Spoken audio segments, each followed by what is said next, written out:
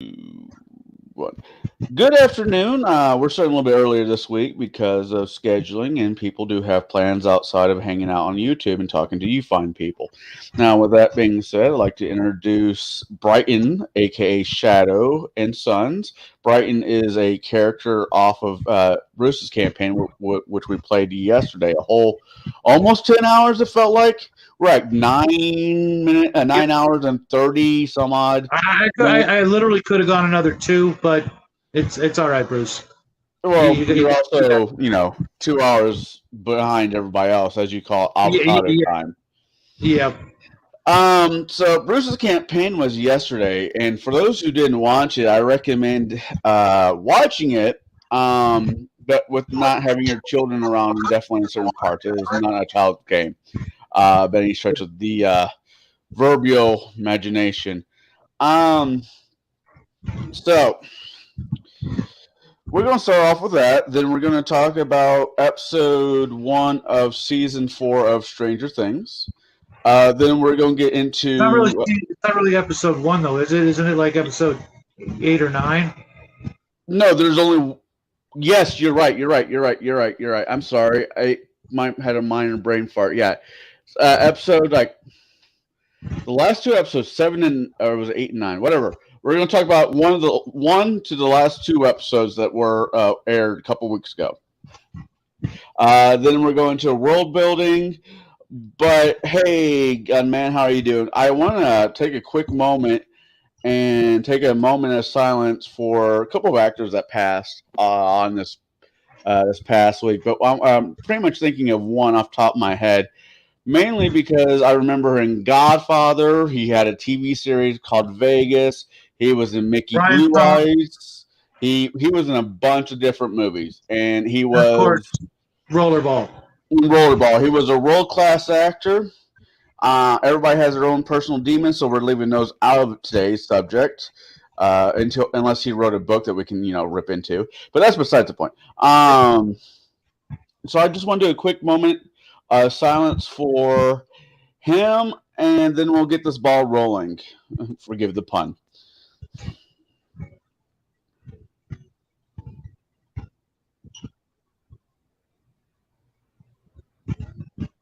All right.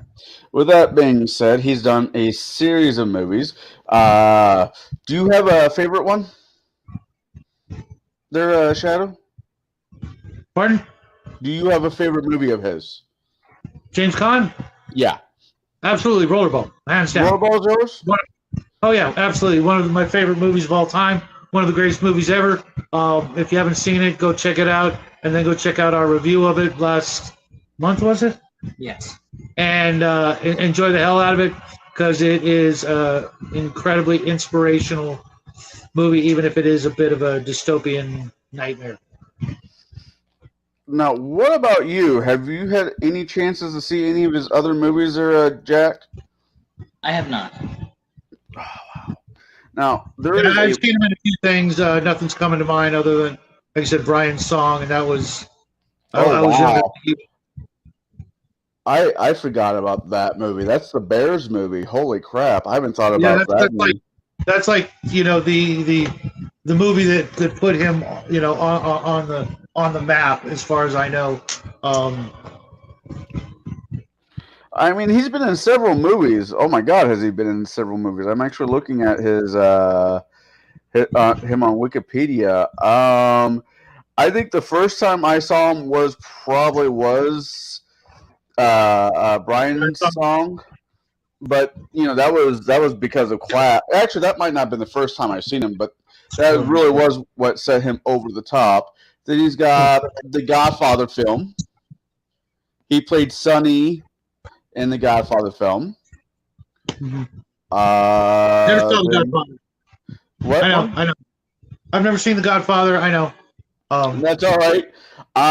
To be fair, I've only seen bits and pieces. I need to take some time and actually watch the whole trilogy. It's like Godfather. It's like Star Wars, but for the mafia.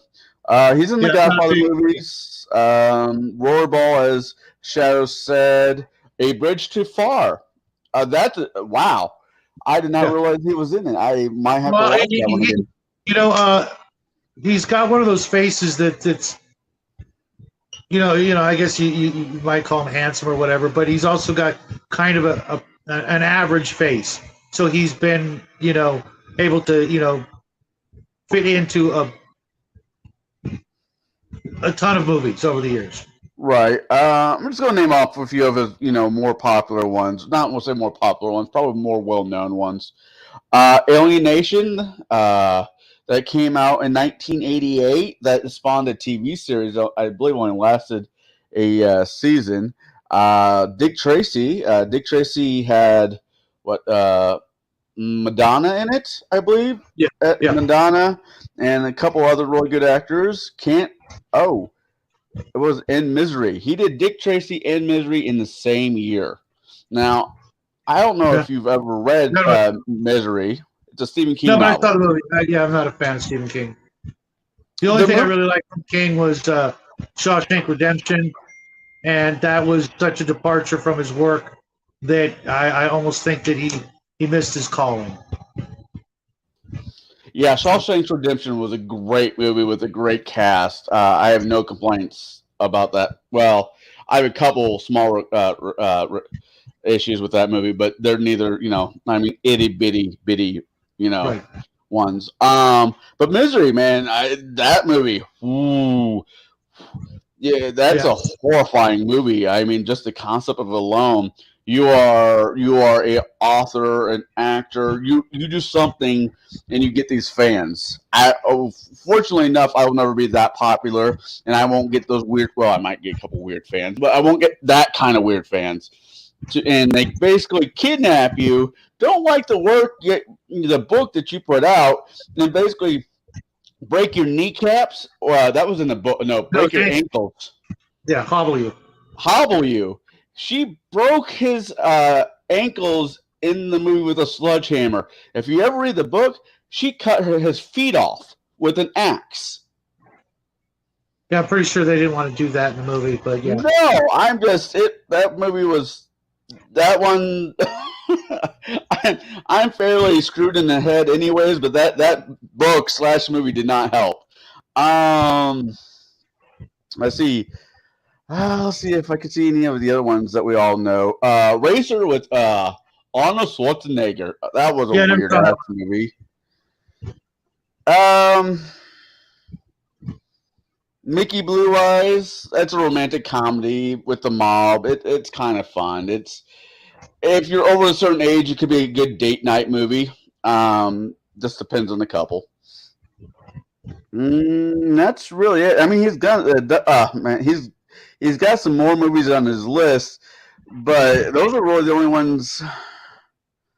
Let me scale through this. Yeah. I know he was on a couple TV shows. He was on an episode of Get Smart. That's cool. That was a long time ago. Oh, yeah, man. Get Smart. Jack, did you ever have a chance to see that? No. Oh. We really don't watch a lot of TV. To be honest, we never have, for whatever reason. What happened to Colin? Got a monkey. You ever get a chance to? You need to at least watch a couple of the episodes of Get Smart. They're good. Oh yeah, growing up, that's all there was TV. So I did watch it, but here at home we just don't watch a lot of TV. That's more than fair. I think there are certain shows out there that the next generation or the third generation from when it was actually made should watch. People want to bitch about the quality of TV and where TV has changed and gone into directions that we don't want it to go. It shows like that and Gilligan's Island, MASH, well, the earlier episodes of MASH, I should say, and a few other ones are just quality TV that, it should be watched. So he did Las Vegas. Yeah, he was on The Simpsons. Gotta love The Simpsons. And he's done a few other shows throughout the years. But he passed away about 2 weeks ago, I think. Let's see. He passed away Oh no, not a couple weeks ago. He passed away July 6th of this year. Wow. I think my co-host and his son have been discondered. I'm still here, but something happened, and I have not been made aware of what it is. Oh no. So Yeah. we're gonna hop around a little bit since it's just me and you. Yeah. Let's do Stranger Things. All right. Stranger Things. I'll get your point of view on it, then I'll talk to your dad about it. Now, Stranger Things, the last season, the last two episodes. I'm trying to remember what all happened. Yeah. I saw the first, part 8, I think. Yeah. Or episode 1 of part B, or whatever you want to call it. Did you ever watch any Scooby-Doo cartoons? Yes, I did, but I don't have a very good memory of them. them all banding together and making coming up with a plan or whatnot feels very Scooby-Doo. I didn't know if that was just me or if you caught that too. I didn't, but now that you mention it, I see it. I mean, I don't know who you want to say is Scooby, but I mean, almost all the parts are being played. That's true. I guess the Argyle? Was that the guy's name? Yeah. He could very well be your Shaggy or your Scooby. Actually, those two, the older brother and Argyle, could definitely be the Scooby and Shaggy of the show. Of this season, yes. They definitely can't be. Yeah, Jonathan and Argyle. Say that again? Yeah, Jonathan is the older brother, and then Argyle's the owner guy. Now, I know they did the the big character monster review that's what we're talking about, but right before they took the break. The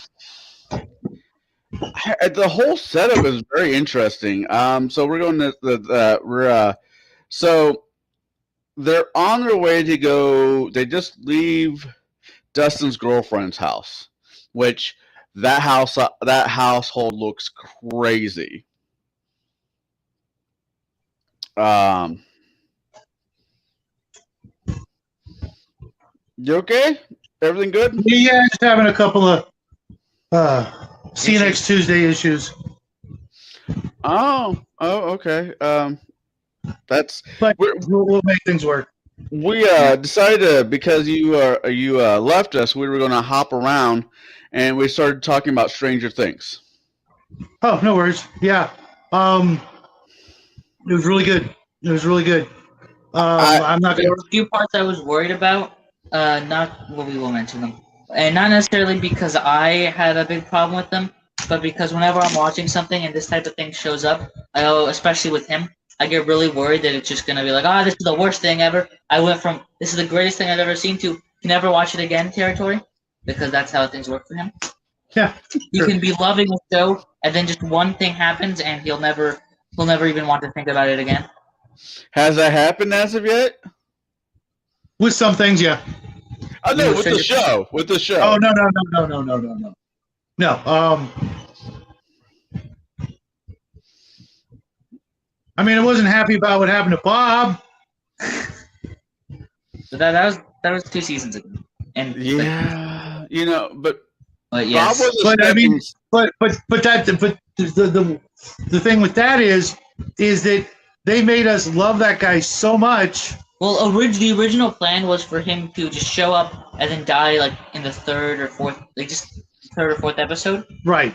But then just the actual writers loved him so much, and also the fact that they got that specific actor probably helped with it. Right. We couldn't help but love Bob, and then they killed Bob. And but now, he was always meant to die. Right. And that, that makes you, that makes a great story. if the people behind the story can make you love a fictional individual so much that you're so upset that when they're gone that you're that upset, they did exactly what they were hoping for. Yeah. And they did that, with flying colors, absolutely flying colors. I was joking around with the fate, and this show has a way of killing off some really cool people over from first season and on. And I was joking with one of my friends up here. Is like, if they kill the cop, I'm going to rage quit. I'm going to start a mob. And Hopper. You're right. I don't know why. Well, no, they didn't even make us wait, but a minute. You know what I mean? We thought he was dead. Then they left us hanging. Well, no, because season 3 ended and everybody thinks he's dead. And then no, at the very end they showed that trailer or that little clip of Russia, and they said the American. Yes, but that wasn't Hopper. That was somebody else. Was it? Who was it? We don't know yet, but it's supposed to seem like it's Hopper, but it clearly isn't because we find Hopper in a completely different prison. Because he's first taken to a standard work camp, and then he escaped, but then he's brought to I didn't even notice. I didn't even notice that. Yeah, I just assumed. I just assumed they were just saying, "Oh, Hopper's not dead. Don't worry." Which, for all intents and purposes, that's what they said. That is what they hinted at, but whilst it was true, that wasn't who they were talking about. There was some heavy-handed implications with that. Right. And it wasn't Hopper because Hopper was in the he went to the standard, not standard, but he went to a regular. Place. I didn't even notice that, and I would have never known that. Only thing that work camp was missing is a sign on the gate, and that says "Work will set you free." Because you're not coming out of that place alive. Right. Yeah. I have a feeling. I'm sorry, I should make that comment. I have a feeling they are going to kill, I almost want to say a handful of characters before the show is over. Well, before the show is over, definitely. But we have one more season. We definitely have one more season of it. I think. After watching the last 2 episodes, I always was a fan of Eddie from the get-go. Eddie is, He will always be my absolute favorite character. Can't imagine why. We had everything in common. Not everything, but so much in common that it literally could have been me. It's like I said, except for a couple of tiny little things, but I didn't live in a trailer park for starters, ever. He's the best character. That's why we play the game, or that's why we play this game. That should be a T-shirt. That as much as the Hellfire Club T-shirts, which I have still not been able to find. I wanted to get one for Hot Topic. I went into a Hot Topic. This funny story. When he was doing his film festival up in Hollywood last month, it was right next to a Hot Topic. Right. And I went in there, and not only were they playing Running Up That Hill nonstop over and over and over and over again, which I used to love that song. Now, if I never hear it again, it won't bother me. But I went in there, they had a crap ton of Stranger Things stuff all over the place, looked around, asked any Hellfire Club T-shirts, and said no, they haven't made them yet, or something like that. I forget what they said. It was probably pretty early on, though. It was right after season 4. Yeah, but they had all kinds of other, Stranger Things, and they were playing that song. So clearly, but on loop. I mean, literally on loop. No, what I mean is, it was so early. I mean, it was 4 days after it came out. Which your son is right. Things like that takes a minute before it becomes popular enough to make shirts on. I'm looking because we're talking about for the shirts, because unfortunately they don't carry fat ass, and that's kind of where I'm at, which is annoying because you think people my size are normally gamers would buy these shirts, but no, it's skinny people that they make these shirts for. Netflix, I guess, has their own website /shop. You can always get on Amazon. I really don't want to give that guy any more money. Amazon? Well, actually, he's no longer in charge of it, but Amazon has the shirts. And there seems to be a few other people that have the Hellfire shirt. I think it's a really cool design. I see. I actually read the X-Men, and I have the X-Men issues that was referring to. Oh yeah, with Emma Frost and that crowd. Yeah, no, I the Hellfire Club was actually a real club in Great Britain back in the day. Right. So it has some historical relevance. Right, but at that exact, more or less that exact time in the story of Stranger Things in the '80s, that's when the Hellfire Club was doing its thing, right before the Jean Grey Phoenix. So it was more likely that Eddie had access to X-Men comics than he had access to, a library. Just saying. Now, I was reading a thing that the directors were talking about where the whole Chris. Have you guys caught the meme, Chrissy, wake up, I don't like this, Chrissy? It's all over the internet. I've never heard of that. You haven't? They made a sound clip of just him, Eddie, yelling at Chrissy, Chrissy, wake up, I don't like this. They turned it into a meme. And I remember that, but I just haven't seen it outside of the show. Yeah, there were certain the directors were talking about it, and they're like, "Well, after watching the chemistry that those two had on scene for that one, scene, well, technically two scenes, they wish they would have kept her alive just a little bit longer to just build up more of the oof when it does happen." Right. Yeah. Because the other two people that they knock off. The jock that dies in the lake. Well, I don't want. I'm a big fan of Max. I think Max is awesome. Really, I like Max. Yeah. Oh God, we can't stand her. She's our least favorite. We both really despised everything about her in season 3, but I don't hate her as much in season 4. Yeah, I don't know if she still. I assume he still hates her. She's my least favorite character in the entire story. I like Barb. I like Barb better. Well, everybody likes Barb better than that. I know, but she was in like 2 episodes. But those 2 episodes. She was a wallflower that got Barb was a wallflower that got a sticky end. I know. I just don't like her. She just rubs me the wrong way, and the way they're trying to push her as being, super, super important, It's not that she's super, super important. It's that Billy died. She doesn't like that Billy died, and then Vecna is like, you blame yourself. I'm gonna get you for that. Mm-hmm. Yeah, I mean, if she had died first, and I like Billy better than I like Max.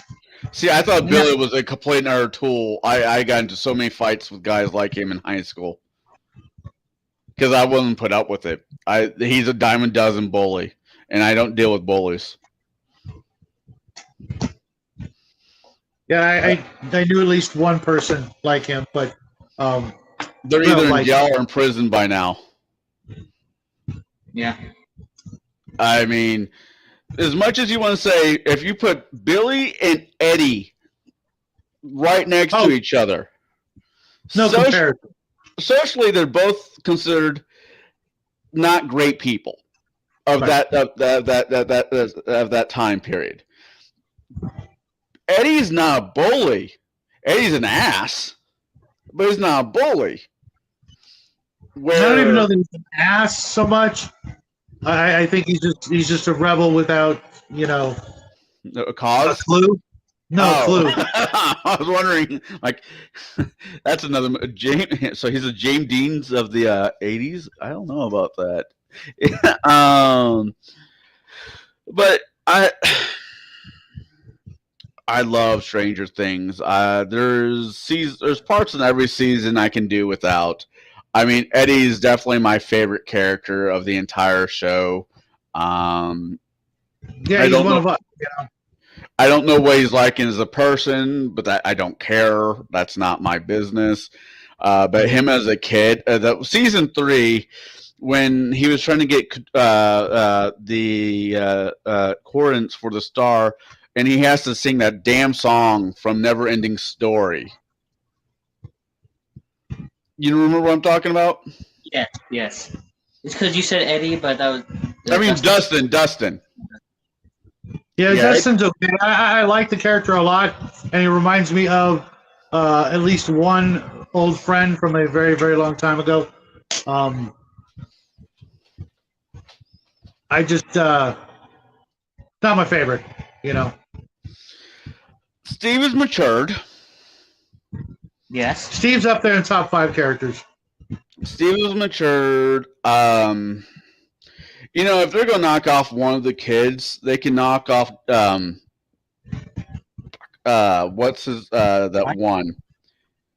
You cannot knock off Mike. How dare you? Mike is like Mike is one of the most important characters in the story. No, No. They can knock off Mike. No. They could knock off.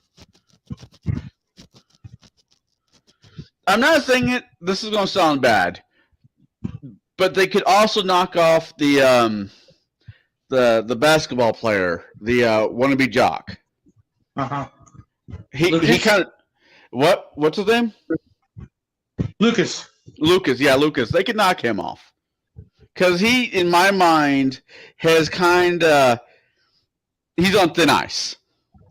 Not really. I actually I see how it would be very important for him to survive, and because he's going off in a different direction, and it would be great to have somebody in the world who knows of this stuff, but they can't touch.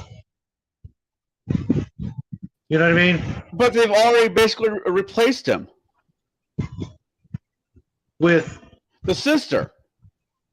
True, but the sister's 10 times smarter. She's a nerd like us. Yeah, she's also up there in my top favorite characters. Yeah, I hate absolutely everything about her, but she's one of my favorites. I mean, we all kind of know. It doesn't matter if it's a male or female. We all kind of know somebody like this. Yes, we do. I mean, so in my mind, Lucas has already been replaced. The sister has outplaced her brother in importance of the story because being a lukewarm personality drives me crazy. Mm-hmm. And that's what he's been like since the first episode. No, I actually really enjoyed him with his, quasi sort of Vietnam vet sort of persona. You know what I mean? I really liked it. I think he was a lot better in the early seasons. Yeah. But as time went on, but he was best in season 1. He's doing exactly what you would expect of him. Don't mean to, make that sound bad. I have no problems with his character at all. I kind of like him.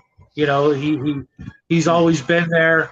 And I like the sort of double dating thing that was going on with him and Max and Michael and Elle. I really I like that. Nothing kills friendships like relationships. Sorry, guy, I don't have that much time as I used to. Mm-hmm. Well, it doesn't. It doesn't help matters when the biggest D&D fan has gone a little soft over the years. Yeah, Noah, man. Noah, that kid is going through a lot. Noah, yeah. Jonathan's younger brother. Wasn't his name Will? I might be getting names wrong.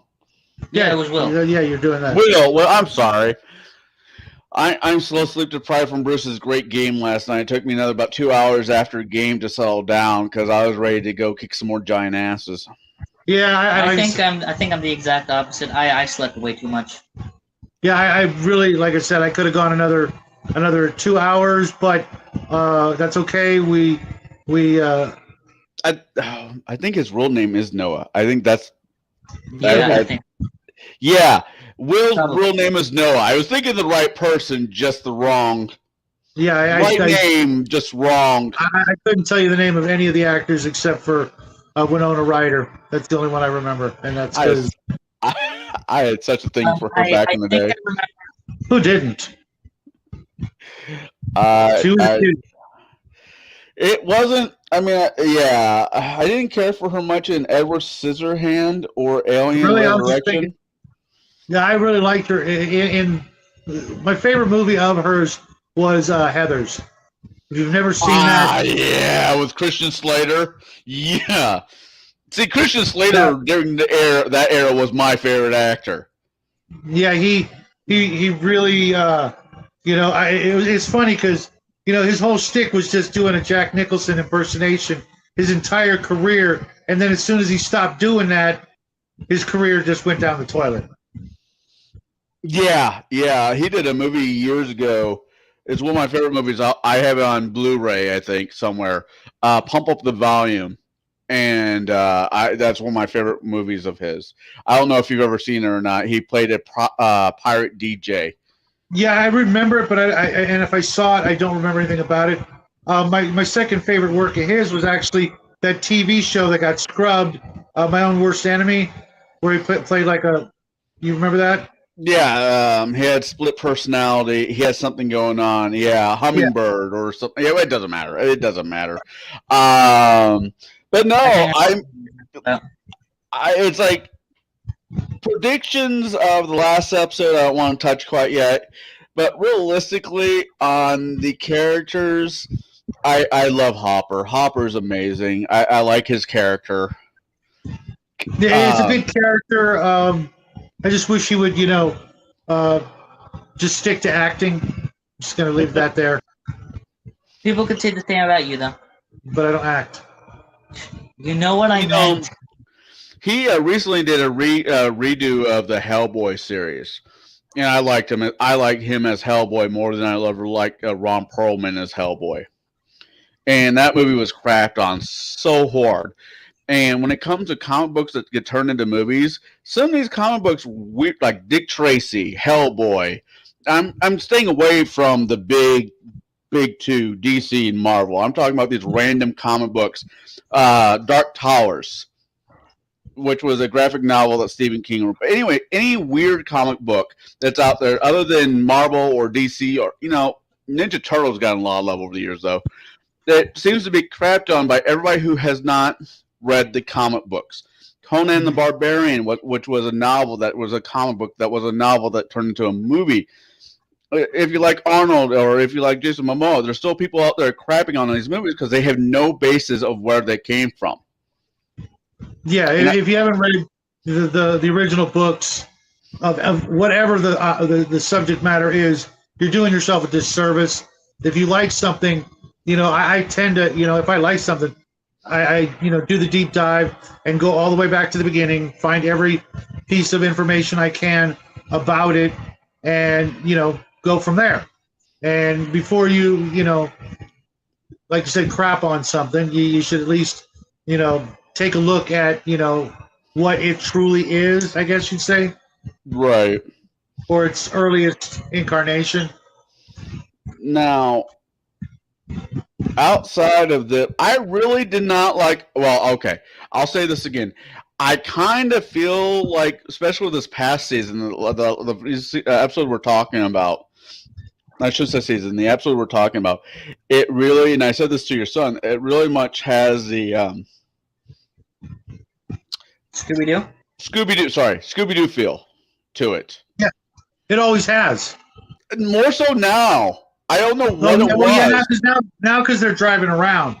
The first season, they were all on bikes. Right. Well, I was thinking as I'm talking to him about this, I'm like, Argyle and Jonathan can be your Scooby and Shaggy because they're both high as hell, and they're in a van. Yep. And yeah, I think that's exactly what they're trying to sort of emulate with this. I think Argyle is going to be the breakaway star from this season. I hope that he gets more work. I wouldn't be surprised if he hasn't already. Let me see that. Jack, let me see that Xena Dragon. Oh, this? Yeah. Let's see. Boys and girls, let's look at this. There we go. That is absolutely awesome. It's kind of funny at the angle. It looks like it's eating its own tail, like the Mori Boris, something like that. I'm probably saying it wrong, but that's all right. Ouroboros. Yeah, but that is absolutely gorgeous. Just gorgeous. I say gorgeous. You'll get to see more of that tonight on the Sunday show that little guy and I are doing. He's working on his. I guess he doesn't want to show his off yet. It's not done. I still need to do a bunch of Stuff. yeah. Um, Mainly multiple coats on the wings. I On the next color. which guy? L being taken away to the This one. laboratory workshop. Yeah. I don't know what that. Color shift. Oh, Should I do it now? yeah. Which color shift? Oh well. Everything okay over there? Yeah. Needs paint. It's because I was asking if he thinks that if he thinks that what I'm painting needs another coat of white on the wings before moving on to the next color, and then he asked for what color, so I showed him not those ones. Oh, Yes, the Vallejo ones. I just asked him if he thinks it needs another coat before I do that, and now he's grabbing the paint. I didn't know what color he wanted. Because Yeah.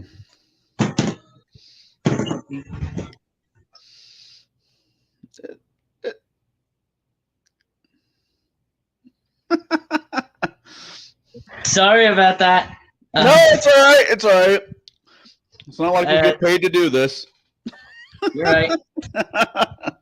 I'm sure there would be people out there willing to pay us to not do this, but those people, they would have to pay a hefty price. My PO box number is I gotta get one of those. You There really you should. And for those who are watching this who wants to send me cigars, I'll be get a PO box. You can't. I know I'm being sarcastic. Tobacco, That's messed alcohol, up, right? tobacco, alcohol, and firearms are some of the few things that can't be mailed from state to state. That actually didn't always used to be the case. No, that up came out 60s. No. The Obamas made that no longer legal to sell tobacco through the mail.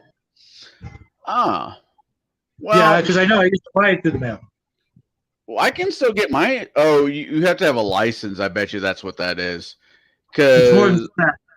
I can go to Cigar Nationals, which is Cigar National, which is a good web place to go get your cigars, and for a premium price, you can have them send you some really good cigars.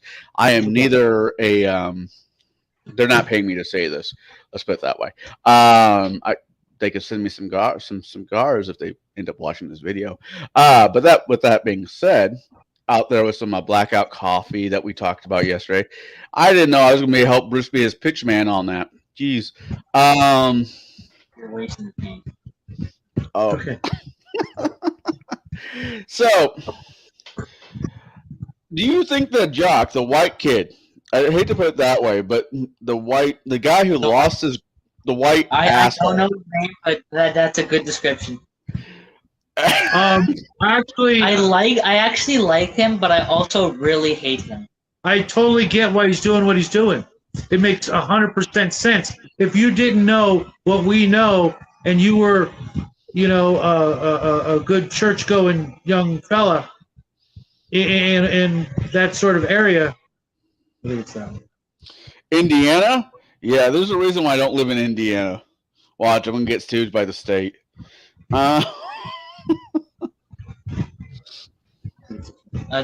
Continue. I need to say a few words to this man. Here you go. No, say what you want. I'm just going to be an ass. So say what you want. Oh, he's talking to his dad. Actually, of all the characters on this, I mean, I have my favorites. I like 11. I like Will. I like Max. I like Dustin. Steve is growing on me. I like Will. He wasn't one of my favorites in the earlier seasons because he didn't really have much of a character to like in the beginning because he was there for a few minutes, he missed, then he got attacked by the monster, and then showed up for like you either heard his voice or someone said that they heard his voice, Okay. and then he showed up at the end, killed the monster in the game. No, that was 11 who killed the Demogorgon. Yeah, she did. And it was really in the and even in the second season, there wasn't really much to him there. He was much more important, but he didn't. He was there. He talked to Bob, and then like 2 or 3 episodes in, he got possessed. And Yeah. as soon as he got possessed, he didn't really have the character anymore, because every character that he had wasn't there, because he was just a mind flayer from that point on. And then in the third season, he wasn't in it that much, so there wasn't really. I liked him in the third season, but he wasn't there enough Only to thing he, really like him that much. only thing he wanted to do was in the third season was sit down with his bros and play some D&D. Because Yeah. every other word that came out of his mouth was, "Hey, can we play some D&D? Hey, can we play some D&D?" He shows up in that weird ass wizard outfit with a hat on. "Are we playing D&D today?" I'm like, no, we're doing things. Oh, sad panda. Yeah. Yeah, I like him more this season than I have in the past. Let's put it this way. They're putting, I mean, there's a lot of what is going on with him in the second season that I don't want to touch. But him as a character, it's character building. No matter how you look at it, him as a character, it's character building. Because those struggles and everything he's going through right now in the series is real. People do go through this. yeah, You don't- he Also, he certainly has actually been has the a character now. certainly has been the whipping boy throughout the series. Yeah. And what were we going to say there, Jack? What's best, and this isn't what's best about his character now is that he actually has a character now. Because in season 1 he didn't. Season 2 he had it for 3 episodes, and then for all intents and purposes he wasn't. He just disappeared. And then in the third season, that's when he actually started to have a character consistent. Right. I mean, I don't want to put on. I don't want to put on Bob, but Bob kind of did some swampland there. I used to have bad dreams too. What I did was I stand up to him and said, "No, I will not do this." Well, I'm sorry, Bob. That's a bad deal. That was some bad advice because that's not a dream he's dealing with. That is a intellect from a different universe that is more powerful than his will. Bad advice. Bad on you, Bob. Yeah. I didn't really recognize him. Let's go with Paul, because the dad, Eleven's dad figure. Welcome back, Gunman. The scientist father figure is back in this current season, this past season, and I'm like, why does he look familiar? It was always bugging me. Why does he look familiar? He played Joker.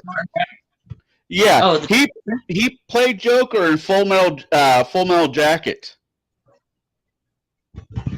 Mm-hmm. I didn't recognize him. He was also the main male character in Cutthroat Island. Oh, you're right. Yeah, that's that's the only thing I actually knew him from, other than Full Metal Jacket, and I absolutely love that pirate movie. That's probably my favorite pirate movie of all time. He was in the Batman, Darkness Rises. I don't remember, and Dark Knight. Wow, he's in both Batman movies. The Christian Bale Batman movies, not the most recent ones.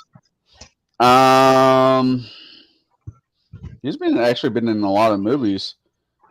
I'm looking him up. I don't know what it is about him. I'm not saying he's a horrible actor, but he doesn't stick out. No, his heyday was probably Cutthroat Island. He looked his best, young, etc. And then he just, like, as far as I know, he kind of fell off the map for a while. Yeah, he played Joker in Full Metal Jacket, not the Batman series. Yeah, be careful when you say the Joker, because you say the Joker and everybody naturally thinks of Batman. But yeah, wow. That's if you think about it, that's why he looks and is so old in this series. Even though the scientist guy, I remembered his name just a few seconds ago. I didn't. I get it because it's filmed later, but it was weird seeing, especially after I watched that and then rewatched season 1, seeing when he's in the flashback scenes. This is more of the part A, not part B. But I don't think I said that. It's weird seeing the flashbacks, and he's old, noticeably older than how he looked just 3 years after. It's like he was really old, but then he de-aged in that 3-year process, and then 3 years later he returned. That was, I know why, but it was just weird. It was a film thing. It was just bad. Yeah, I know. CGI, bad CGI, because I know that in the scenes when he's tattooing one, and also when he's with Eleven's mom, he has brown hair. But I think that's all they did to him. Yeah, because they knew if they tried to do CGI, it wouldn't turn out good. Because nobody has managed to do that good in recent years, if ever. I mean, I'm not able to name a single time that someone has been successfully de-aged. I'm trying. What was the last thing they showed on the first episode? On not the first part B, first episode, 1 out of 2. I'm trying to think of how far does that go. Did you see the last episode? I've seen both of them, but I'm trying not to blend them in my head. And I remember. I don't know what the last part is, but I think that it was. I could be mistaken, but I think the last part was actually the scientist, like in the desert, dying. But there might have been stuff after it. Oh, okay. That's where Elle got away from the scientist, right? Was that the last part? Yeah, because then they all found Elle. Right. Yeah, okay. They all got back together. When it comes to the two scientists, Dr. Owen and Dad, I really like. I don't know. Maybe it's the actor. I really like the actor who played Dr. Owen. I enjoyed him. Paul Reiser. Yeah, I have always enjoyed his style of acting. Maybe because I know somebody like him. I don't know, but I like him. Yeah. He still doesn't trust him though. Yeah, I don't trust anybody in that kind of position. I trust him more than I would the who was that guy? The other scientist? No, I was going to say that military guy who's the military guy has committed so many crimes in this season. I don't think he's committed a single legal act. Actually, that's what I was trying to explain to him. Every single thing he did was totally 100% legal. Really? Yes. The black military guy? Yes. Really? Unfortunately, that is how our government and the military works. That's exactly what they do. They do it on a regular basis, minute by minute. There are worse things than that being done. Well, ideally, they're not supposed to do any operations on American ground. It's kind of like the citizens of Rome can go into Rome. If you're in the military of Rome, you can go to Rome. But while you're in your army, while you're on duty as a soldier, soldiers were not allowed to enter Rome. There's a reason behind that. You'd be amazed what falls under national security, though. Oh, yeah. No, I'm not going to argue that point. I'm just... The things that have been done, under the umbrella of national security are horrific. Let's put it that way. But at the same time, if it wasn't for those self-same people, we would not even exist as a country. Oh, right. It's a sticky, like most things when it comes to the government, it's a sticky, not all white, not all black scenario. A lot of gray. But no, him as an actor, I've enjoyed him in several things that he's done. I mean, it's ironic that, Yeah, he was in Aliens, and he's now doing this movie, this TV series. Yeah, and see, that's you got to understand the way these guys think. The people who make this show, I really suspect that they pick people based on what they've done in the past. Yeah, and sometimes it's to portray almost the same character. Well, there's why they chose to play that character is so that you would think that. Right. It could be misdirection. It could be a red herring. I watched a video of that actor talking, and he said everybody thinks that I would be the bad guy in it because of who I've played in the past. But he was also in that I can't remember the name of the TV show he was in for years and years. Mad About You? Yeah. Where he wasn't necessarily the bad guy. He was kind of like just a regular. He was a normal guy. Yeah, he was just a normal dude. Like I said, he reminds me of that guy. The character he played in Mad About You reminds me of at least two people I went to high school with. They were just normal guys, nothing really special about them, but they found their hustle and it made it work for them. And Helen Hunt back in the day, oh my God. Oh my. Really? She was like one of the most plain, ordinary looking women I've ever seen next to Jane Seymour. Personality. Oh. I guess that goes a long way for some people. Hey, everything else fades over time. Personality normally stays the same. Unless you want to get married to a Barbie doll. I think he did. Which one? There's so many Barbie dolls out there, so you got to be a little more specific. I know. Personality for me goes a long way. Always have and always will. Yeah, what was that? That's a weird show. I somewhat remember that. My Two Dads? And it's not what you think. These were heterosexual men that they were basically raising a girl because the mom did not know who the real father was. And this show came out in '87. Mm-hmm. I vaguely remember. Yeah. Joey and Michael, who fought over the same woman 13 years ago, now have, upon her death, have been awarded joint custody for her daughter. It's just a very interesting premise for the 80s. I just kind of threw me off. That's a weird premise. I mean, yeah. Considering how easy it would be to just do a DNA test even then. 87, DNA wasn't a thing. Really? No, DNA test didn't really get big until the middle 90s, early 2000s. Really? Oh, okay. When you get to my age, the decades just roll together. I mean, DNA is still a fairly new thing considerably. So they get away from the base. There's technically two Scooby gangs. There's the ones in California and the ones that are in Indiana. Yeah. I don't know. The ones in Indiana, I think are just biting off more than they can chew. Well, it's because it's a bigger thing, I assume. Yeah. But technically it's split into three main parts. The Russia, then California, and then in Indiana. Russia is but none of them really know what the other three are doing, or the other two are doing. Yeah. It's just weird. And to be honest, the people in Russia should have already been scooped up and right back in that jail. No military is that inept. There's just none.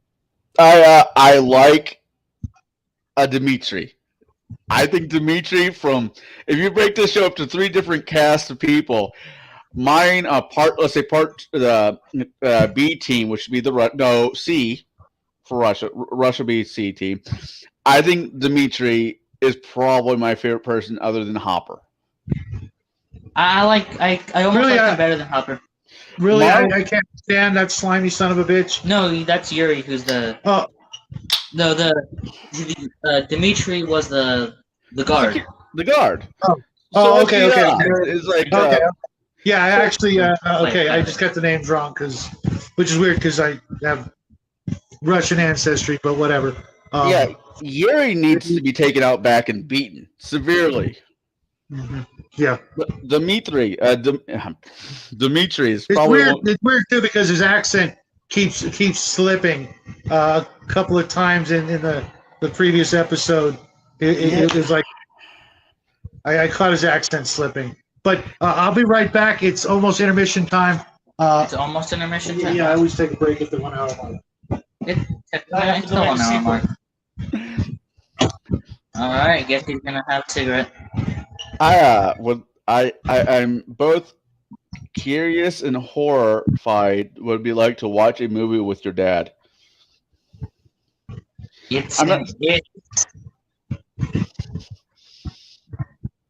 don't know. It depends on the movie because depending on what the movie is, depends on what you're gonna get out of it.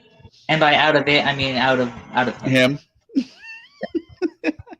Because watching a movie with anybody else and watching a movie with him can either they're just the same thing, or it would be two different movies. Yeah, I see me and him arguing the entire time. What do you mean? Yeah. So, what do you got going on? Since we're taking a momentary break, what do you got going on? I mean, your dad said you're back in summer school, or you have summer school. Now, was this voluntary summer school, or did you just not make the grade you need to? Voluntary. Voluntary? See, that would be something I would never have done back when your age. Wait, I have the opportunity to go back? What the hell would I do that? It's because I wanted to. But I wanted to take Spanish classes, and I could only take one extra class, and it was either that or ROTC. But I could also just take health during summer and do both. So I just took that. So you're doing ROTC? Yes. And Spanish. I could never, man. I know a couple guys who did that. Then they went to college and they continue I don't know if it has different initials, but it was more or less the same damn thing. Then once they got done with that, they went right into the armed service. Some of them actually, two of them one went to West Wing and the other one went to the other direction. Naples. I'm probably pronouncing it wrong. Then now are officers in the military. I can't play follow the leader without bitching at the person's trying to tell me orders. I could not imagine doing that. I mean, I understand in a time of war, just things that you just need to set aside, but in high school, having somebody tell me what to do was tricky at best. So, are you doing? So you're doing both? Are you doing it? Yeah. What's that like? I mean, other than the push-ups and the running. No, I'm not there yet because I'm doing health right now, which, to be honest, I don't really think it counts. I don't think it should count because not only is it condensed into 3 weeks, but it's also not really what you would expect from a health class. Are you talking about naughty things? I'm not talking about naughty things. I'm talking about... Well, first, I expected the teacher to be... Well, I expected her to be Muslim. Because she had a very Muslim-sounding last name. That's what you get for assuming. Yeah, I think either she... It's just a weird coincidence, because if her name was like... I don't remember. It's my memory. It's not working right now. It's not working after yesterday. Yeah. It was a massive. Well, it wasn't really a massive party. We just went to a fancy restaurant, and whenever I go to one of those, it takes me a while to recover. Yeah, me and your dad were talking about fancy restaurants in the past. I love a good restaurant. I will pay the extra money for quality food because most things in this life suck. Food does not have to be one of them. Yeah, it's just I don't know. I'm not used to it. So whenever I walk in, I mean, I can walk into Red Lobster, and it even that overwhelms me. Red Lobster. Man, I'll be nice. There's nothing like a good steakhouse. There's nothing like a good fish house or Italian restaurant. And anybody who says Olive Garden, Red Lobster, and what was the other one? Lone Star or whatever these, franchise steakhouses, I just kind of look at them and laugh like, no. Yes, those places serve seafood, but they're not high-end seafood. Yeah, I could tell, but I think I've only been to three three restaurants that you could even like three restaurants that weren't just fast food. Right. And once each. The funny thing about food is it doesn't have to be a high-end restaurant to be quality food. It really isn't. You find yourself in find yourself a nice little mom and pop Mexican restaurant, Italian restaurant, so forth and so on, and the food is absolutely amazing, and you're still paying like maybe less than you would if you even go to a high end. It's a weird rub. Because, like I said, some of these mom and pop restaurants, you're paying maybe $20 for two people, $35 for two people, and it's quality food. When you go to these fancy restaurants, you're dropping anywhere from maybe $50 to $60 per person, and the food that you get at some of these mom and pops are 10 times better. It's a really weird scenario I've found.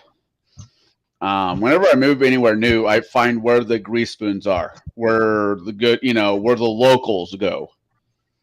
Then I normally just go there because local, unless as a local, we just go to McDonald's and I'm like, well, you're all a bunch of idiots. I'm going to go somewhere else. Yeah, you don't want to get me started on restaurants. I'm just trying. Yeah, no, I'm just curious about what your son is doing in summer school, voluntarily summer school. Yeah. You couldn't get me to go if my life depended on it. I've been pretty lucky with my schooling. I never had to do anything like that. I actually graduated high school 6 months early, and I got out a year early. Apparently, I'm smart. I just don't act like it. Mr. Marshall, your problem is you're lazy. You have all this potential, but you don't want to do any of the work. No, I got the work done. I just don't want to listen to you. But that never goes well. Yeah. Especially when you get to sex ed. At least sex ed when I was in high school was a joke. They liked the concept of fear was their teaching tool. And like I said, I don't like bullies. Yeah, I'm not gonna get into it, but my sex ed class wasn't really a sex ed class because the curriculum assumed everybody already knew, so they just.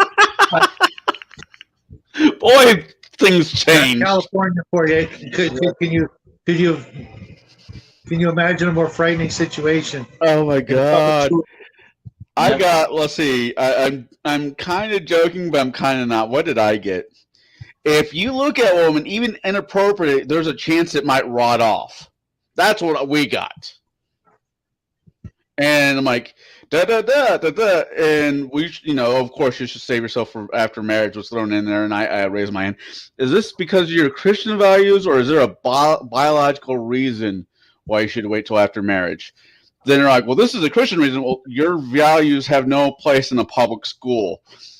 We go to the dean's office gladly. That was the only class I got a D in was sex ed. I'm like, and my parents were like, how could you get a D in sex ed? I'm like, because I don't do well with bullies. But that's just. I think mine was quite literally the opposite of that. They didn't teach us anything about that because, as I said, they assumed that everybody already knew. If you had any problems, you could just walk out, and you have a problem with what we're saying. All right, you can leave. And it's terrifying when you know what's going on in the school systems. Yeah. The one thing though that was good was my teacher who taught it was so done with the kids that whenever one of the kids would be like, "Oh my, like, oh you said penis, haha, funny," and they'd all start laughing, he'd send them out instantly, which was refreshing. I can't say anything. Oh my god, I can't. I can, but I shouldn't. I wish I had not a time machine, but a time machine TV, so I could just rewind and share that video clip of some of the shenanigans I did back in high school. Sex ed being one of them. The teacher asked, "Here, does anybody have a different name for the male genitalia?" I raised my hand. He's like, "Oh, I'm sure you only got one or two." No, I named 15. And next response came out of his mouth was Dean's office. It was a comedy of errors. That's what I want to say most of my high school experience was. It was a comedy of errors. And I'm glad that you are a good student. I'm glad that you are more responsible than me and your dad was at that age. I have big hopes for you, and they will never change. If the service doesn't work out and you find yourself doing something else, I want you to be the best at what you ever end up doing. That is my hope. Just unfortunately, someday, he's going to be sitting in the Oval Office, and then we're going to be like, uh-oh. If he's in office, Well, I won't. I'll be dead like 30 years before that. But let's see. How old are you? 14. You got to be 35 to be in office. So we're looking at anywhere from like another 17 years at the earliest. I thought you had to be 35. What? But you have to be 35? Yeah, that's what I said. He's 14. Yeah. I'm giving him a few years grace. That's all I'm doing. Yeah. I mean, I don't think we've had a president that's been just 35 right out the gate. No. Obama was now the youngest, and it was JFK, but both of them were like almost in their 40s when they got into office. But back on Stranger Things, any prediction for the last episode? Yes, I think. I'm ready to start a pool on who we think is going to be dead by the end of season 5, though. By the end of season 5? Season 5, I want a whole new cast. No. Except for Dustin. Dustin makes it alive. And Lucas's sister. The rest of them can... Nancy and Jonathan can go move and be together and take Steve with them and start their own little cult. Because that's a weird triangle. I think Steve's going to die. Steve's going to die? By season 5 or by the next episode? By season 5. He's like... I actually think that's like... It is more likely to me that Steve will die than Steve and Nancy get together. Because the actors who play Jonathan and Nancy are actually... I believe they're married now. That doesn't mean anything. I know it doesn't mean anything, but... To me, it seems like they're not going to want to go back and to just backtrack. Yeah. Because they already did that, and then they changed it. I don't feel like they want to bring it back, because obviously it was written before that happened. So that's not what I'm saying, but they're just not going to want to backtrack. Oh, they get married. Not they get married.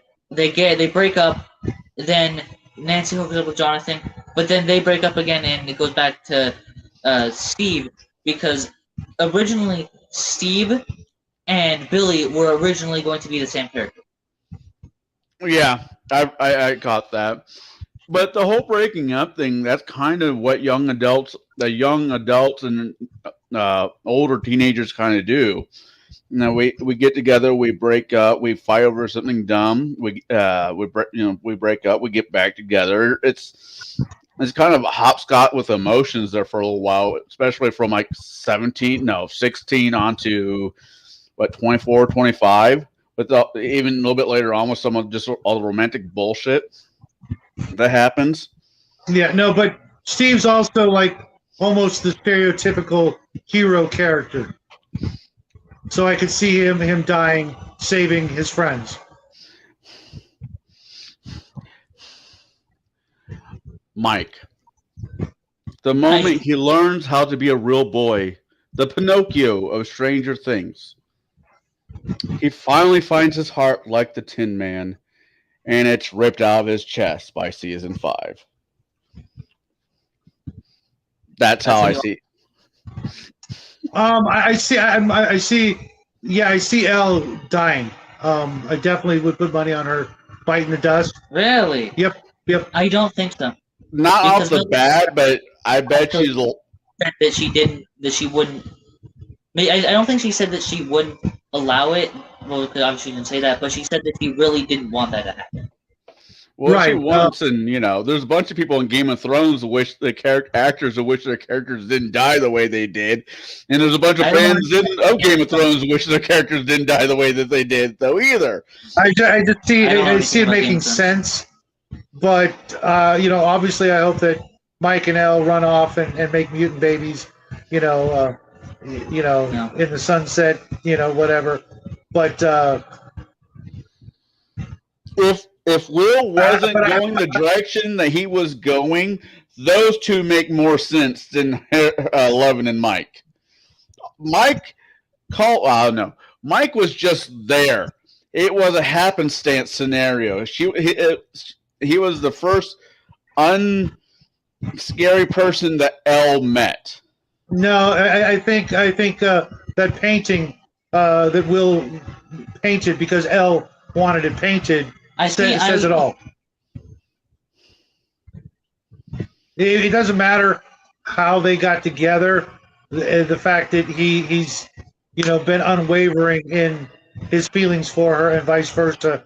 Apparently, even with those 15 times in season 3 and 4. Right, but that was because of Max. And it was because of Max in season 4 and in season 3, but it wasn't because of Max in season. Man, even the whole scenario with Max and 11, that's almost borderline real world shit. You start dating somebody and your friends don't think that person you're dating is good enough for you, it being a guy or a girl, and it gets really hinky, especially at that age. Michael and Elle are both so stunted in their growth that it makes perfect sense. The actor who played Mike X did not know how to ride a bike until this past year. Yeah, he's pretty much a doofus. I want Dustin to survive. I want Dustin to run off with his girlfriend and have Mormon babies, or Jehovah's Witness babies, or where the hell she is. They're perfectly in the clear. There's no chance that they will die. I mean, the one I'm worried about the most, though, is of course Eddie. I think it's at this point a guarantee that he dies. There's that scene in the trailer, and character arcs are a thing, and them ending with the character dying makes a lot of sense. They make a lot of sense. I'm not saying a word other than this.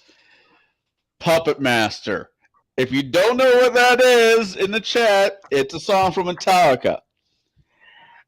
And it's a thing in the next episode. That's all I'm saying. And it is a great scene. Facebook has shown pictures or media. It's been everywhere where you see Eddie play guitar. Yeah, that scene from the trailers? Yeah. Oh, yeah. That is my top 3 favorite moments of next episode. And I can't wait for you guys to get there. 3? That means there's 2 other ones. Oh, yeah. Yeah, I'm pretty sure you can count on me watching the next 2.5 hours before it strikes midnight here in Avocado Land. Probably not actually, because of stuff that with the same reason we're coming early. But yeah, I'll have plenty of empty time later on this afternoon. Maybe not actually. Oh yeah, we do have a video tonight and dinner. No, I'm not talking barbecue. about that. I'm not talking about that. It's kind of those, you don't have to be here for me to watch this. I'll watch it with you, and I'll watch it again without you, or I'll watch it without. The next episode is just it's really good. It makes this whole, I have to wait till July fucking 5th or whatever the release day was worth it. Why did they even make it? Why did they split it up like that? I'm still kind of confused on that. Just because COVID. No, why did they split it up into part 1 and part 2? Oh. Yeah, I because know. they started.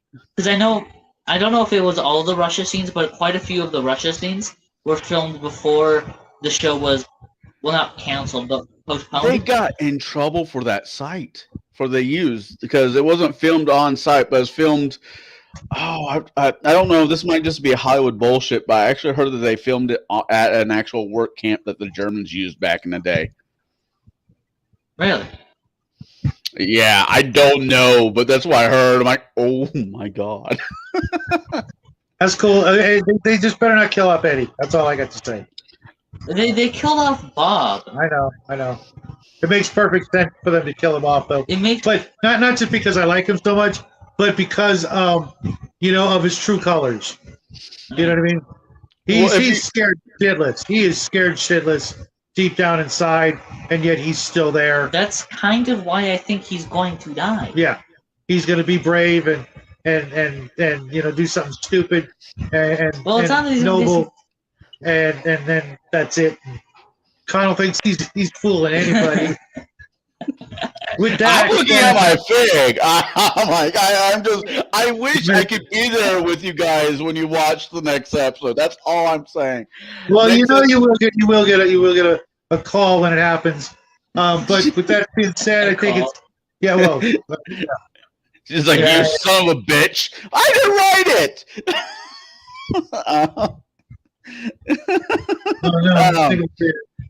Yeah. With that said, I think it's time to move into the next made this for the next section because I didn't think we were going to talk about an hour and a half episode. We've spent like an hour and a half on it, but that's okay. Shauner's got his beat still. I watched a video last night of him. If you haven't seen it, folks, called Immersion from Shauner or Roll for Sanity. He did like a 2-hour, 15-minute video on a 15-minute video clip of somebody else. And it was awesome. I forgot he did that. Yeah, I think I saw that one. Yeah, Shauner's the best. He hasn't done. I mean, he does his videos, but I haven't caught one where he has actually have had other people on it, talking with them in a minute. It's been a while. I think we scared him, or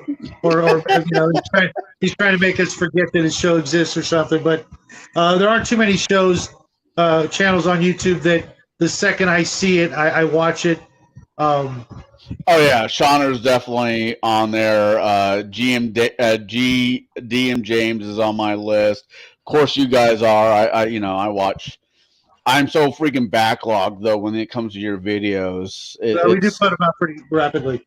We got another one today, and Monday probably not because I got the game with Bloodworth. Then Tuesday, we might start slowing down on that. I have no idea what we have on for Tuesday. But if we do start slowing down, then we'll probably just replace those videos with live streams. But I'm not going on another live stream ever again.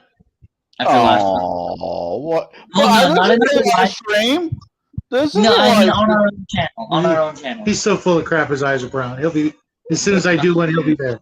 No, you've done two. You've done two where I wasn't there. No, what I mean is you haven't seen part 2 of the StreamYard, or the Shadow Chat, whatever he called that one. You didn't see that. Is that the politic one? Yeah. Yes, the politics one. You saw that? You chased away Baron. Baron's like, I'm out. I did do that.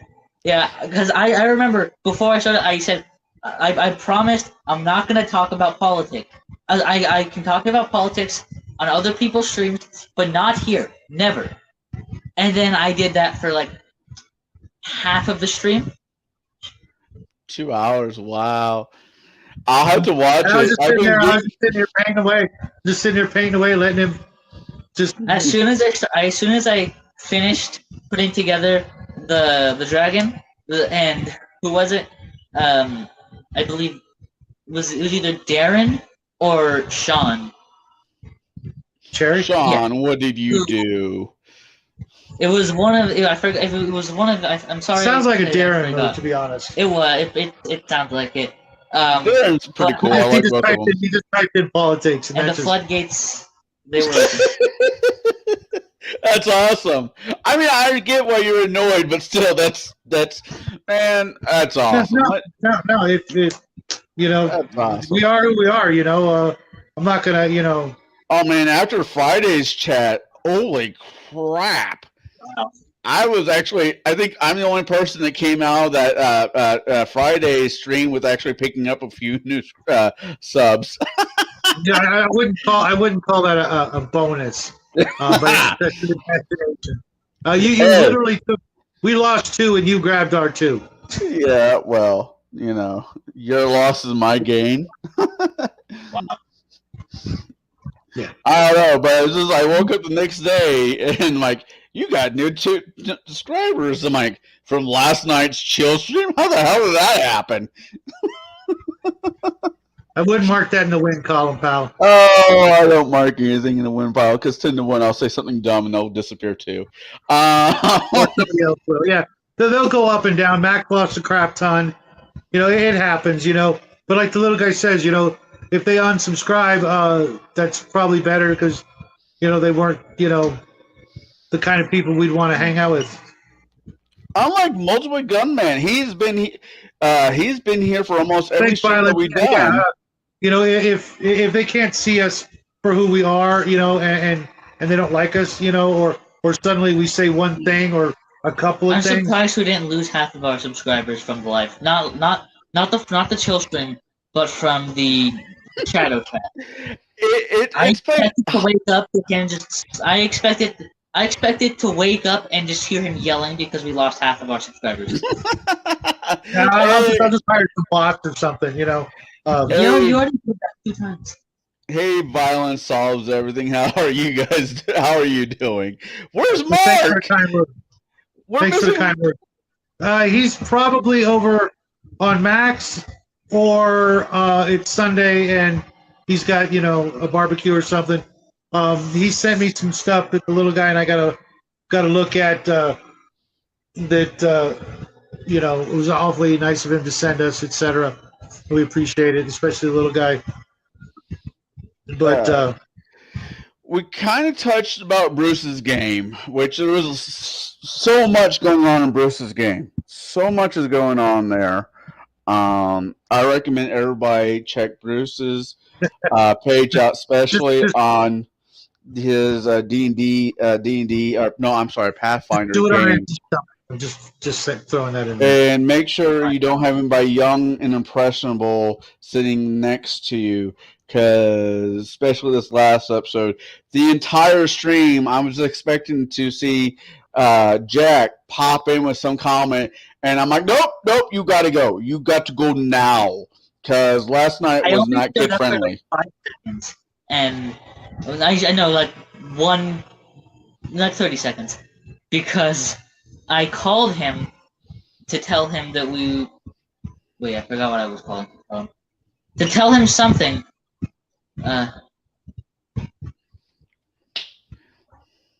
You're damned if you do, and you're damned if you don't. Either way, you know. Yeah. Because I called him to tell him something, but then I realized that he's probably still in the game, so I went over and then checked the game for a bit while I was in the car leaving the restaurant, so that really I couldn't really do that for really long.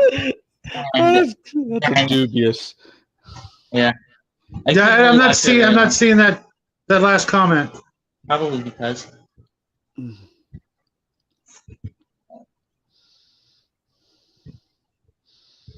Wait, nope.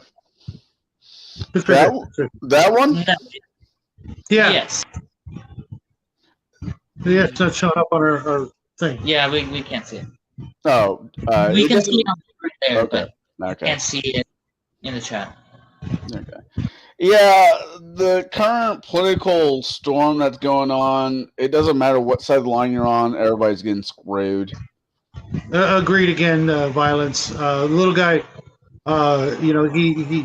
He's had access to the internet his whole life, and we don't monitor every single thing that he does, but we trust him because of the way he's turned out, and he's proven himself to be, more than just an upstanding citizen, but a superlative citizen in Yeah. everything he does. So, I also agree with you.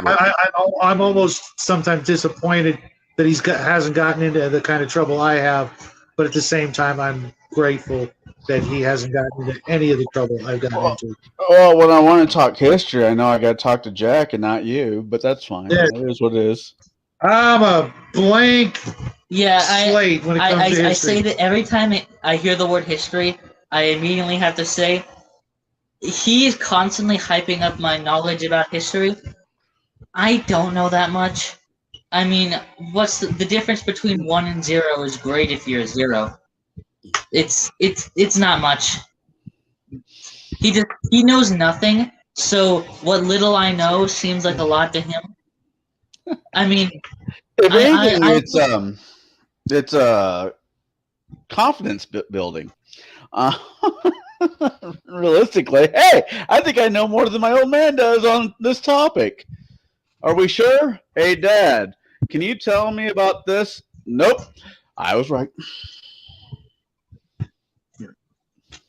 See, I had that problem though with my stepdad when it came to literature, like Shakespeare and a few other authors. My stepdad was of the opinion anybody who read Shakespeare was a queer. I'm like, really? I don't know that much about Shakespeare. I've read some. I don't put him up there with the greats like most people do. Probably because, well, I can only imagine what you're going to say. Yeah. History is great as long as you read older sources from both sides. That is true. That is very much true. If you want to actually, call it actual information, it's every single news source out there is owned by the same people, and they're just spinning their own versions of history. Modern history is such a fucking shitstorm. Anyways, so I mean, the best way to describe Bruce's game is go out and watch Bruce's game. You don't have to watch all 10 hours, but he'd appreciate it. But somebody needs to start clipping. You will need holy water for your ears, but yeah, somebody needs to start clipping the best of Bruce's games, like the top 5 best moments of Bruce's game. And that's cut us completely out. I mean, you're going to get tipped from. Maybe it's just going to be Bruce and Joe. Joe's going to beat all of us. Joe and Greg is going to beat all of us. Bruce's narratives and Joe's, comebacks, and it will be just, on the cutting room floor.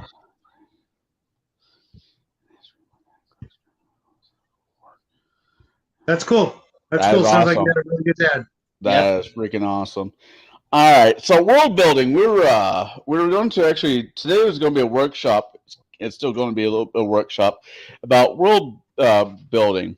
Yeah, I think we're going to need another episode about that. That's fine. I don't mind these episodes because I'm having fun. Are you guys having fun? Oh, certainly. Yeah. And we're not going to lie. The little guy basically didn't do all of his homework. That's a lie. Oh, really? Really? I have something. I can do this stuff in my sleep. You could. Literally. He's been doing it also longer than both of us.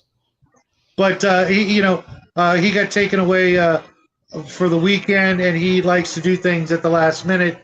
And I keep telling him, no, I had other things to do. I know, school. Yes, I had school. But for me, I in the time it takes most people to well, we'll see about that. um, violence. I can usually pump out a galaxy in the time it takes most people to pump out, a single world. But like I said elsewhere, one of the ultimate lessons is less is more, and don't build what you don't need.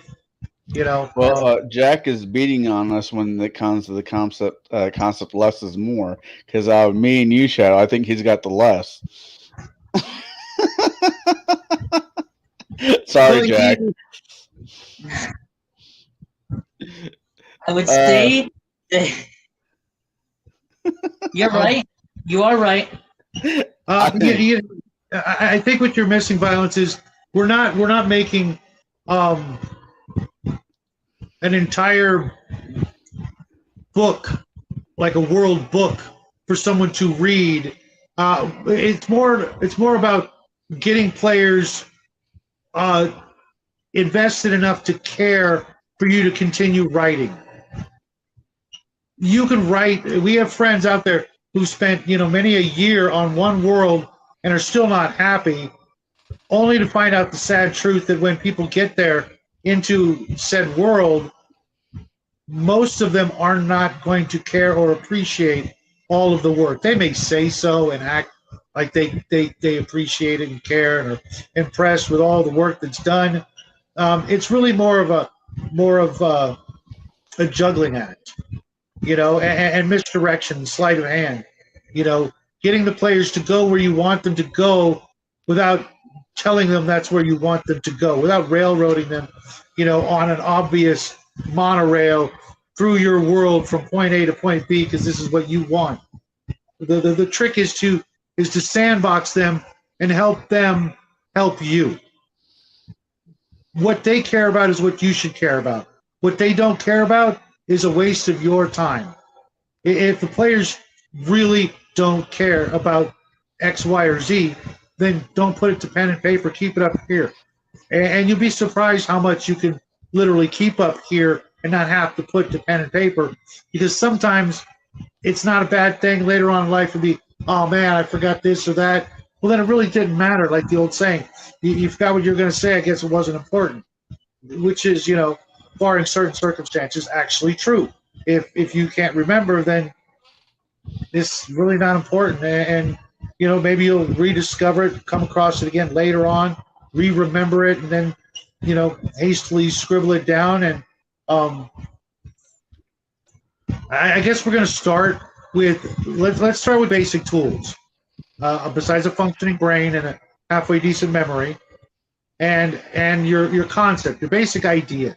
Okay, whether it be a gamma world, whether it be a sector for Traveler, a fantasy Dungeons and Dragons world, an alternate history Earth where you're going to play, let's say Top Secret or some spy game, or an After the Bomb kind of game where Earth is hit with a Holocaust, or some event that changes the world. Cthulhu dumps in during World War II and starts stirring up the pot, that kind of thing. You got to start with your basic world idea.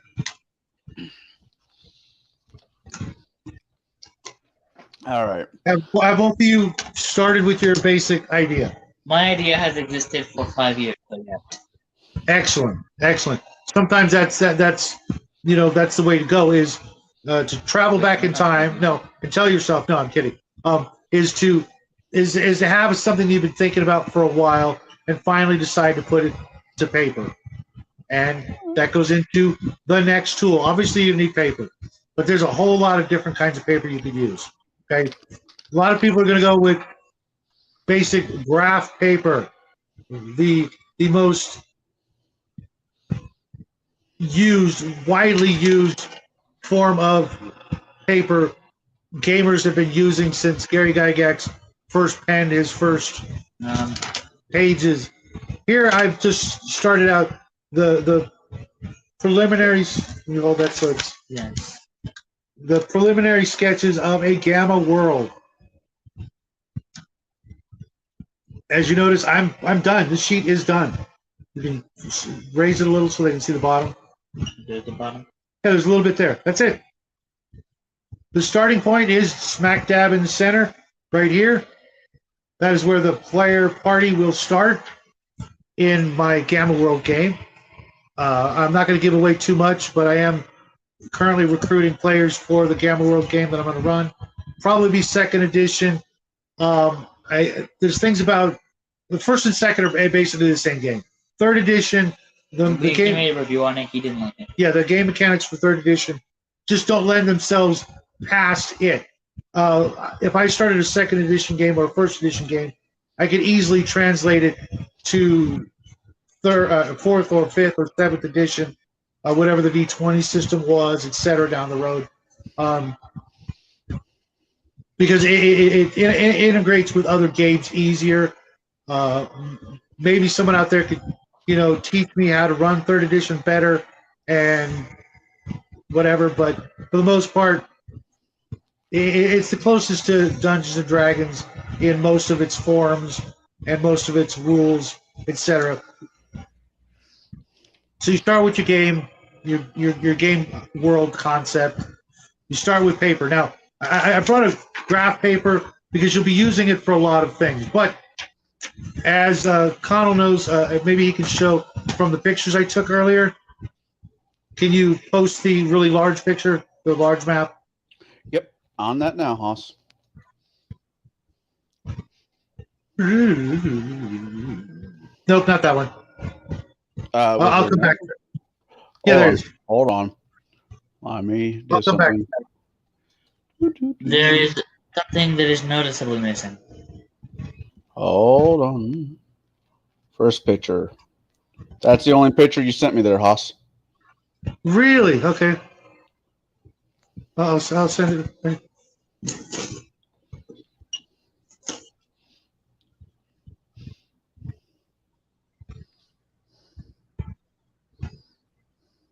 I just sent two. All right, give me a second. Either one is fine. The one on the on your left is probably a little bit better. All right, I just got them. All right. As you can see, it's really primitive. It's a D&D world. The little red ugly face in the middle, that's where the orcs live. The green forest, mountains, volcanoes, everything I've drawn so that the simplest of minds can easily identify it. Because when I draw a D&D world, I draw it from the perspective of people who are generally illiterate and want to make a map that anybody can understand. They see a picture of a volcano, they go, oh, that's where the volcano is. Well, I know I live here. If I travel in that direction, I should be able to get to the volcano. Unfortunately, the land of the orcs is in the way, and I don't really want to be going straight, making a beeline for the land of the orcs. I'm not giving out names or anything like that, but this is the map I use for my current AD&D regular game. The big circles, depending on what they are, things like that. Those are cities, towns, villages. Let's go to the legend, the key picture I sent you.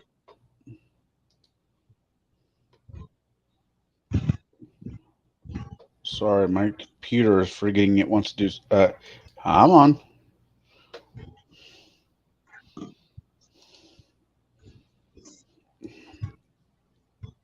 Okay, as you see here, I've drawn basically a key or a legend for all of the different images you will see on the map. Now, again, this style is incredibly intentionally primitive and simple to keep it simple, stupid. Somewhere you'll develop your own style of drawing. Maybe you can use a computer for everything. That's cool. Even if I did use more computer things like that, I would still draw it like this because I want that sort of almost Tolkien feel to it, but simpler because I don't know who I'm dealing with. I want people to look at it and be able to go, ah, that's this or that. And I didn't do it on graph paper intentionally because I want it to be vague. I don't want to be able to say, oh, well, it's going to take us exactly 13 days to get here because it's X number of squares.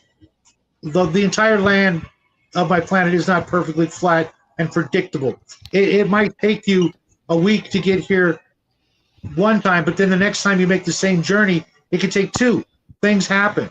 People get sick and injured. You throw a horseshoe, lose a cartwheel, any number of things. I don't want it to be, a science. I want the images to be simple and understandable, but yet vague at the same time, so that if I need to change something, I can literally just go grab the whiteout and go over it, which I've done in many a map.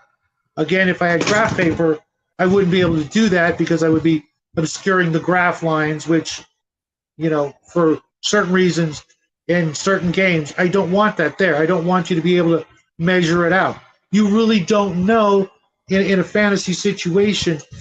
A mile is very abstract form of measurement. They would probably measure it by how long it took the average horse to get from point A to point B, or how many footsteps, which is not very accurate.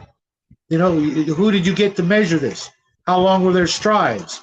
Did you hire a hobbit or a dwarf or a human, an elf, a half elf? How did you measure these steps? So I keep it as vague as possible. It's usually something as arbitrary as the distance from one part of my thumb to the other. I stick it on the map. Okay, that's about a week's travel. Okay, just to give you a very, most basic, primitive level of map making. Because in fantasy worlds, sometimes the maps you got were made by people who had very poor educations, but were still tasked with the assignment of making a map. Some of our best maps, we're fortunate now here on Earth that they were made by people who did quite a bit of studying. But in other cases, maps are compiled from other maps, and all it takes is a millimeter or two to be off on a map, and you could be talking days or weeks, of a journey that are also completely... Sometimes cartographers will just assume things. The whole famous example is California. Many maps showed California being its own island because they would be sailing along the coast and they would see the Gulf of California, but just assume that it kept going. Mm-hmm.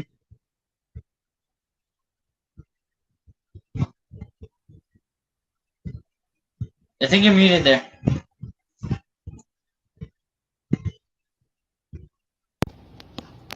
Can you hear me now? Yes. All right, sorry. When me and your dad were talking about this, the concept, write what you know, especially when you're doing something new, world building. It was a main factor in my head. I know Ireland. I know Ireland mythology. I know the mythology with the fairies and whatnot. And drawing a whole country world, unfortunately, right now is not my bag. I'm more nuts and bolts more than I am beams and yeah, there we go. Yeah. So I picked a time period, which was the 2nd century in Ireland with the King Cormac. That was the era I was going with. My map, I don't know where it's at, because I have a map of Ireland. That's and I have a small little circle where the kingdom is. That's their world. That small little dot. That's their world until they start branching out. And I got what class. I mean, most of this is probably later on, but I determined what races would be allowed, what classes are allowed. For those who are clerics, what gods are allowed, and who are the big bads. In their world, if you look at a map of Ireland, you scroll all the way down, you'll see a town area called County Cork. That's where they're starting. And when I run this roll, it'll be a hex crawl, because I think Bruce has got the right of it on this. And so that's where mine is. I mean, like I said, I got both sides, who the big bads are. I got the deities, I got the classes, and I got the races that are being played. Amazing enough, it will be done now Pathfinder or D&D, and I'm only allowing 3 races. Not 105.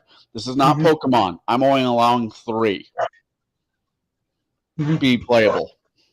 Like I said, though, before you go down any rabbit hole too far, Yeah. you want to kind of want to, for example, if you don't have any clerics in your party, the amount of information you write about the gods could be completely irrelevant. Nobody might care. Nobody might ask. They may completely just go straight on to whatever they want to do, and you made all that stuff for nothing. Now, I'm not saying don't do anything at all. You have to build your framework. Between the druid, yeah.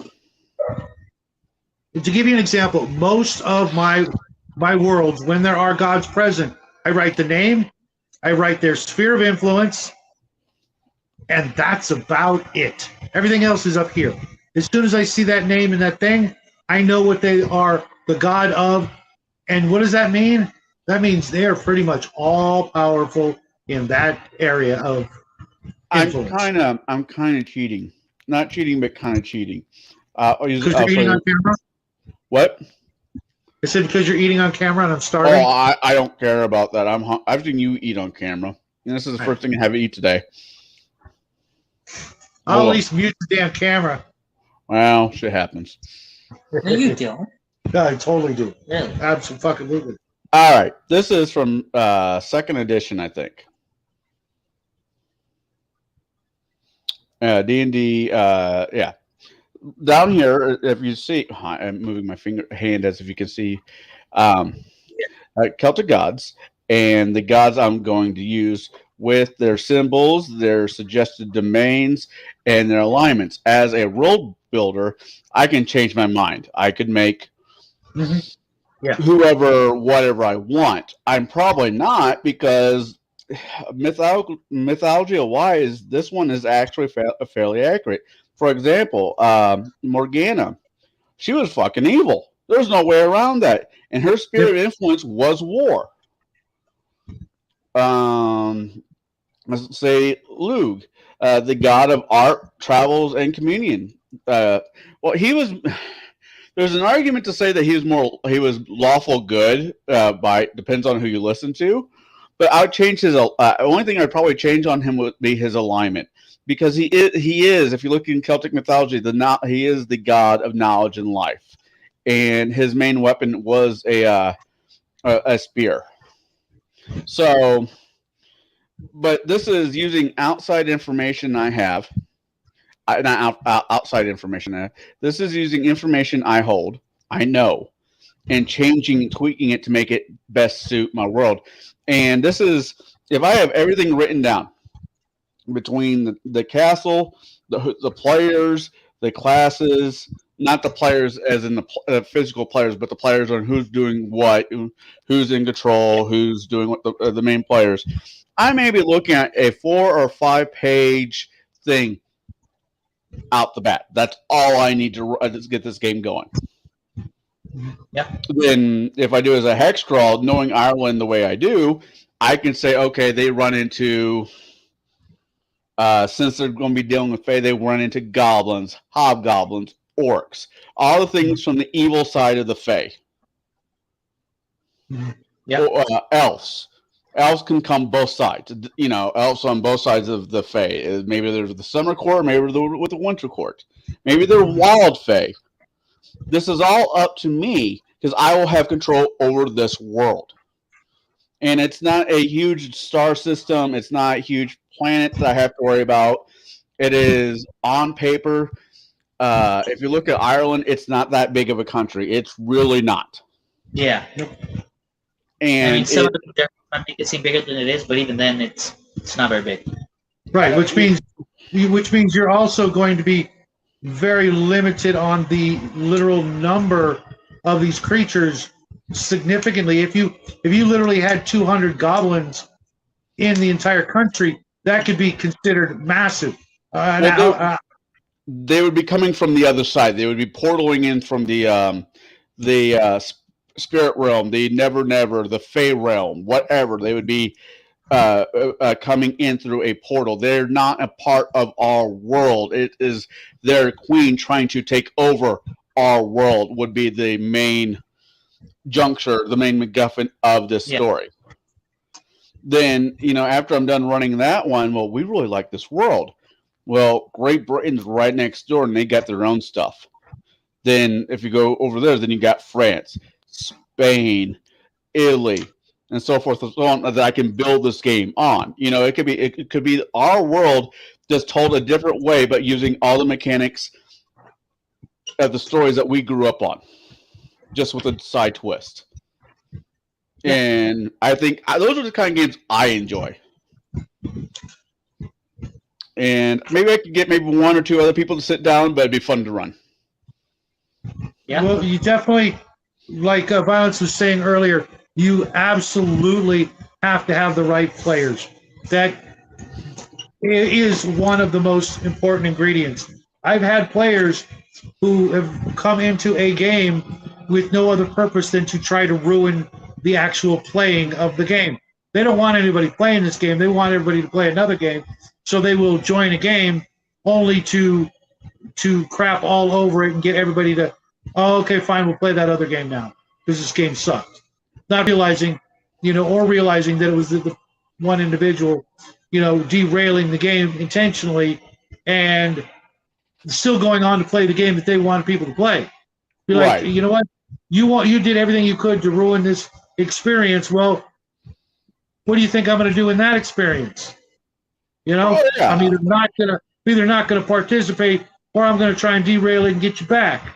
That's how I mean, you it have to doesn't. be careful to avoid that kind of personality, that kind of conflict.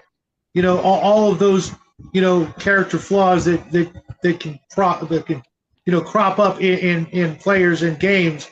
You really have to vet your players really, really well. They have to be coming Right. to you. If they're not bugging you to run the game, then you don't have a game. No, If they're that not- is they're not absolutely. saying, when are we going to play next? I do that with Bruce every time. Is it Saturday yet? No, we got 2 weeks. Yeah, I know, but that's me letting you know I can't wait to play again, even knowing that next Saturday I'm not available. You know? Gotcha. Yeah, no, I that gotta makes. go run some. I got to eat sometime. Yeah. But and if Bruce had a weekly game, I'd find a way. But I It'd know be hard pressed, but I'd find a way too. Well, it wouldn't be hard. I know it would be harder for everybody else. I know certain people in our group can't play every week. Okay, I had periods of my life where I played every day for years straight, every single day. Same 8 people every day after work, 5 o'clock. They're all at my place. We played until 10, 12, or whatever. Did our Minnesota goodbye for another hour, and people were dragging their ass into work 7, 8 o'clock a.m. the next day, and sure enough, 5 o'clock back at my door. Okay, that's what we did. That's what you want. You want that kind of enthusiasm to play the game. If people aren't bugging you, hey, Connell, when are you gonna start? Running what night? When are we gonna play? When's the next game? Then you That's, got nothing. Yeah. No, I completely agree with your saying. What you're saying, since you guys are having plans that you have to get out to because we started an hour earlier than we normally do, I want to go ahead and wrap up today. I'm not trying to shut you up. I'm just trying to wrap it up so you guys can get what you guys are going to. Yeah, we Well, do have to do. Plus, we're about we're 7 minutes short of 2 hours. So why don't you guys tell the people what you got going on this week, and we'll start with that. Okay. Well, we had this today. Yep. Later on this afternoon, we're going to be going into painting the Xenodragons from Archon Studios Dungeons and Lasers line. Tonight I'll at least be doing washes. Little guy will be finishing up his base coats, and we'll do that for 20, 30 minutes, as long as we can finagle it for after dinner, etc. Then Monday I'll be hanging out with Bloodworth, but that's not live, but it is a online D&D Advanced Dungeons and Dragons game. Before, during, or afterwards, not during, obviously, I may do another Shadow Chat. Same thing with Tuesday. We don't have something specific scheduled for Tuesday because of recent things. Our Tuesday videos have always been a little, difficult for us sometimes, but we'll see what happens. Yeah, there's a chance that he'll just do a To- live stream instead, Yeah. which I am not going to be joining ever again. You say that now. You say I'm that not now. I'm not joining them. Yeah. I know And- what's gonna happen. well, it'll probably be like last week, Connell, where I did an hour, then you did an hour. That I really like that format. Just so I'll that join the second. How about that? so you'll be on his show. Maybe. Okay. You'll find that Uncle Connell is going to be on a show, and he likes talking to Uncle Connell or Yeah, and he knows he Drunkle. can get away. He knows he can get away with doing politics. He'll just say Irish politics, and then that'll be the hour. Ding ding. Let's talk about this. Yeah, no, that's fair. And then Wednesday, I'll be doing a book review. Depends on which book I finish. Thursday, we have another craft. Friday, an Arduin review, and hanging out with Max. I don't know about this week's Gatekeeper and Table Breaker because I don't know what the topics are. But I will be there for Wednesday. You won't? No, I won't be Okay. there this coming Wednesday. Okay. So, Thursday, no, Table Breakers. We're going. We're talking more about last week's topic, Encounters. encounters. We're doing more of the encounter building and what the players should do and what the DM should do when it comes to encounters. And we're going to do maybe 3 or 4 episodes on that one, or see how long we can use it for, because it is a really important topic and we should talk about it. Well, it's almost the the most meat and potatoes essential part of gaming, at least role playing or adventure gaming, depending on what you want to call it. Yeah. That's what it basically is, one encounter after another, and it kind of in a nutshell. So yes, I've got some ideas for that. I'll of course go over to Gatekeepers if it's relevant.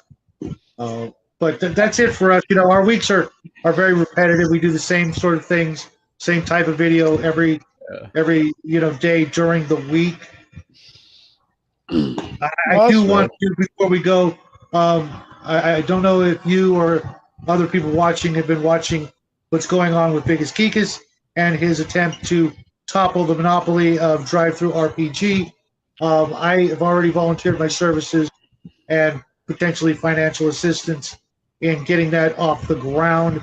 I can't think of a more worthy cause for the gaming industry, the gaming community, being prevented from printing your thoughts and ideas goes against everything I believe in and always have. The both of us, I think, are adamant on that. If you cannot have free press, you have no freedoms whatsoever, because you're then told what to think and say, and I'm not doing that.